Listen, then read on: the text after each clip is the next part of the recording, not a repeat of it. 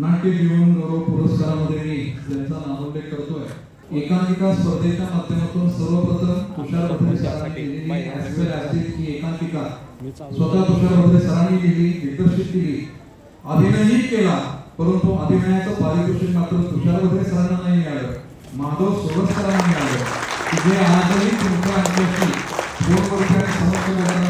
योगदान आहे याच्यामध्ये। आणि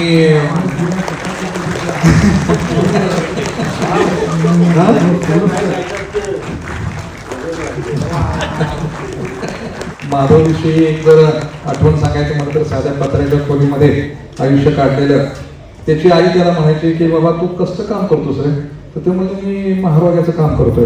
अरे म्हणजे राजाचं काम करावं, परदानाचं काम करावं का महाराजाचं काम करतोय कोण कधी? जे अशा सगळ्या भूमिका जगत जगत माधव सोळसकर हा नंतर सातारा जिल्हाधिकारी कार्यालयामध्ये तो काम करायला लागला।